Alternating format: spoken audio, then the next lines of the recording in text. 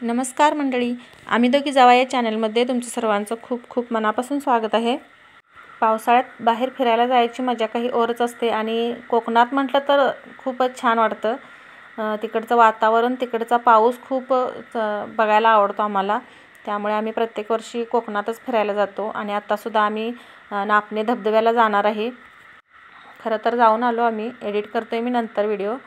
तर तुम्हाला मी कसं जायचं आहे ते सांगते अगोदर।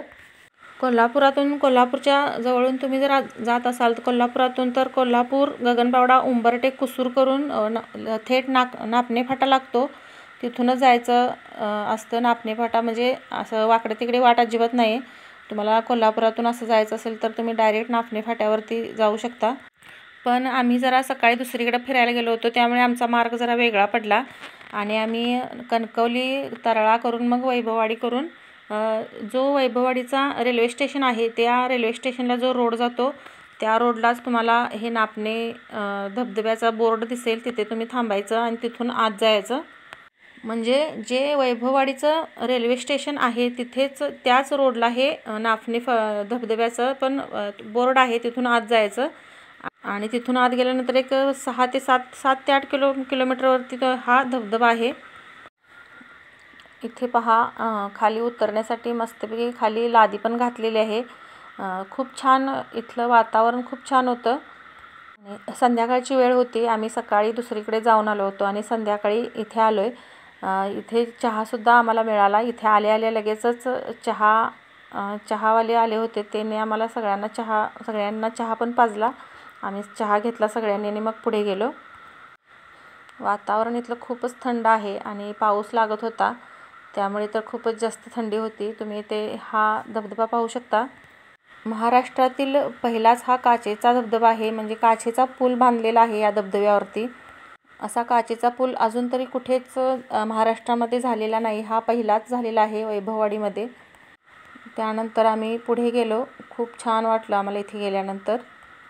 इथे मात्र पाण्यात वगैरे भिजायला काय आत जायला असा मार्ग नव्हता, म्हणजे भिजायचं वगैरे काय असेल तर तुम्ही इथे भिजू शकत नाही, कारण इथे बाजूला कंपाऊंड वगैरे करून पॅक केलेलं आहे, खाली पाण्यामध्ये उतरता येत नाही। ते पहा, हे साईडला कंपाऊंड आहे आणि खाली पाण्यामध्ये उतरण्यासाठी इथे वाटच ठेवलेली नाही। हा काचेचा पूल पाहिल्यानंतर असं वाटलं कुठेतरी बाहेरच्या देशामध्ये फिरायला गेलो आहे असं वाटत होतं। पहिल्यांदाच काचेच्या पुलावरून आपण कधी चाललेलं नाही, त्यामुळे जरा वेगळं वाटत होतं। खूपच छान वाटलं आम्हाला हा पूल पाहून। आम्ही इथे गेलो त्या दिवशी आम्हाला जाऊन एक 4-5 दिवस झाले होते, म्हणजे गेलो त्या दिवशी इथे साफसफाईचं काम चालू होतं। म्हणजे लिक्विडनी हे सगळे काच वगैरे किंवा साईडचे जे स्टीलचे अँगल आहेत ते लोखंडी अँगल, स्टीलचे अँगल जे आहेत ते लिक्विडने घासायला चालू होतं आणि आम्हाला अर्ध्यातून पुढे काही जाऊ दिलं नाही, पाय घसरेल त्यामुळे। म्हणजे फेस वगैरे केला होता त्यांनी लिक्विड घालून आणि स्वच्छ करायला चालू होतं तिथं काम होतं त्यांचं, त्यामुळे आम्हाला त्यांनी पुढे जाऊ दिलं नाही। ते स्वच्छ का करत होते तर दुसऱ्या दिवशीच त्यांचं ह्या पूलचं ओपनिंग होतं। आम्ही गेलो त्यावेळी ओपनिंग झालं नव्हतं, त्यामुळे या पुलावरती तिकीट वगैरे काय आकारलं जाते किंवा पैसे वगैरे काय घेतात का काय हे माहीत नव्हतं आम्हाला, कारण ओपनिंग झालं नव्हतं, त्यामुळे आम्ही तसंच आतमध्ये गेलो आणि फिरून आलो। नंतर आम्हाला समजलं की इथे दुसऱ्या दिवशीच ओपनिंग होतं आणि राणेसाहेब पण येणार होते ह्या ओपनिंगसाठी असं आम्हाला समजलं। मग नंतर आमच्या डोक्यात विचार आला की आम्ही त्याच दिवशी गेलो असतो बरं झालं असतं, उगाचच आदल्या दिवशी आम्ही प्लॅन केला। तर तुम्ही इथे पाहू शकता, हे इथे पाईप लावली आहे, पाण्याने स्वच्छ धुवायला चालू आहे, त्यामुळे इथून पुढे आम्हाला जाऊच दिलं नाही त्यांनी, का तर पाय घसरेल वगैरे असं म्हटलेत ते आणि पुढे जाऊ दिलं नाही। नंतर आमच्यानंतर एक लोक आली होती, म्हणजे छोटा मुलगासुद्धा होता त्यांच्याबरोबर। तो त्या काचेवरती उतरेनाच, त्याला भीती वाटायला लागली की मी खाली पडेन वगैरे। त्याला खालचं पाणी दिसत होतं, त्यामुळे तो खाली त्याच्या पप्पाच्या खांद्यावरून तो खाली उतरलाच नाही। म्हणजे अगदी वरून खालचं जे धबधब्याचं जे पाणी वाहतंय ते वरती काचेमधून सुद्धा दिसतंय आणि तुम्ही पाहू शकता इथे व्ह्यू कसा आहे, छान वाटते। वातावरण इतकं छान आहे आणि इथे शेजाबाजारी अशी झाडं झुडपं वगैरे भरपूर आहेत।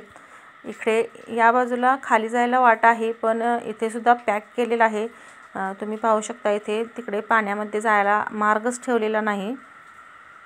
इथे पाण्याचा प्रवाह पण जास्त आहे, त्यामुळेच बहुतेक मार्ग ठेवलेला नाही त्यांनी पाण्यामध्ये जायला.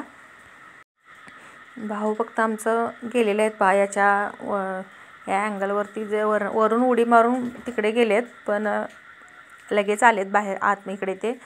त्यांना आम्ही जास्त वेळ तिकडे थांबू दिलं नाही, लगेच आलेत ते. सकाळी आम्ही 10-10:30 वाजता घरातून बाहेर पडलो होतो, पण आणि दुसऱ्या ठिकाणी एका धबधब्याला गेलो होतो, त्यामुळे इथे यायला आम्हाला उशीर झाला. संध्याकाळी 6:30-7 वाजले होते, तरी अंधार पडायच्या अगोदरच आम्ही तिथे पोचलो आणि व्हिडिओ बनवू शकलो. या पावसाळ्यामध्ये या धबधब्याला नक्की भेट द्या. खूप छान आहे इथलं वातावरण आणि पूलसुद्धा इतका सुंदर बांधलेला आहे. आधुनिक पद्धतीने इथे सगळी याचे काच वगैरे किंवा डिझाईन वगैरे खूप छान केलेलं आहे या पुलाचं. आणि हो, हे काम गव्हर्मेंटने केलेलं आहे सगळं. हे कोणतंही खाजगी वगैरे काम नाही आहे, गव्हर्मेंटचं काम आहे. खूप छान काम केलेलं आहे.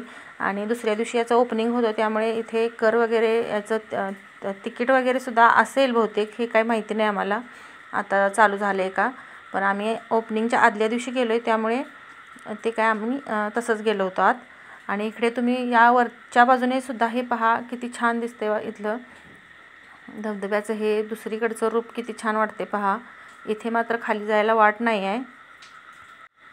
इथे फक्त आणि फक्त आपण फक्त निसर्गाचा आस्वाद घ्यायचा आहे, म्हणजे फक्त डोळ्यांनी पाहायचं आहे, बाकी काही करायचं नाही. म्हणजे तिथे भिजण्यासाठी किंवा गैरवर्तणूक काही असे वेगळे प्रकार काहीही इथे करायचे नाही आहेत. फक्त आपल्याला निसर्गरम्य वातावरणात एक थोडासा वेळ घालवायचा म्हणून आपण जायचं असते आणि तेच आपण फक्त फिरून यायचं आणि बाकी दुसरं काही करायचं नाही.